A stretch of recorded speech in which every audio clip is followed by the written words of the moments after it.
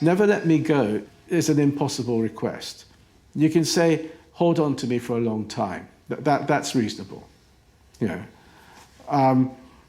But never let me go is, you know, that what is being asked for, and asked for with great passion and need, is actually ultimately impossible to fulfill. And so it was that never that really appealed to me. It's that huge human need to, just for a moment, deny the reality that we would all be parted. So you're now coming into your true colours again, where we're not allowed to be over-optimistic. Never let me go.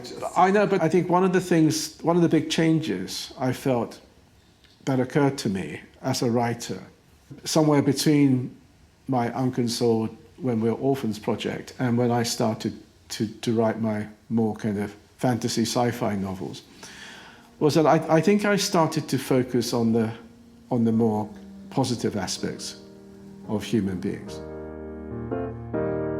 I walked with you to Craigie Bar. It was while working on Never Let Me Go that Ishiguro came back to his first love, songwriting, working in collaboration with the American jazz singer Stacey Kent. I suppose you would say it's a hopeless task, and even if I found it again, what would be left of a thing like that out in this wild, wild terrain? But even though a year has gone by since that morning it was lost, it was made of something enduring and strong to weather the rain and frost. She said, you know, I sing love songs. So there had to be love songs. I said, look, that's all right, because I knew from Ray Charles and everybody else, love songs can be terribly sad or whatever. It could be everything. Then she said, look, I know from your writing that, you know, you write very sad stories. And so the songs can be as sad as you like, but, you know, they can't be bleak.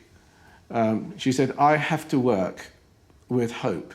So the songs don't have to be hopeful, they can be really tragic, but you just have to leave me with a tiny slither of hope in the lyrics that I can work with, you know, because that's what I work with.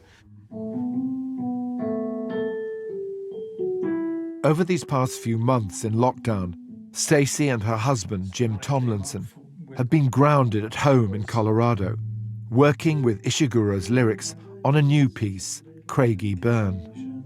I'm sorry I've been out of touch. So how have I been since that little occasion? I'm sorry I've been out of touch. Yeah. It's probably not a coincidence that Craigie Burn came out of this period during lockdown, because it's a song that places you in a time and a place again that you can't know, but it's very still, it's gray-skied, and it's bleak. It's a song about also just trying to recover something which is alluded to and never defined, and it ties into those ideas about the vagueness of memory, and what you remember goes to form the story you tell about yourself to yourself. I just wish I was holding it here in my hands so our happiness could return. And we'll never let it slip the way we did that day I walked with you to Craigie Burn. When I write my novels, and I think my novels have become increasingly more hopeful, actually, but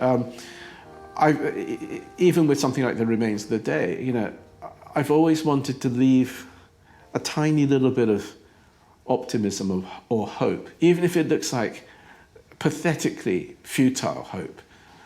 It speaks to some kind of part of human nature, that courage that people will have till the bitter end.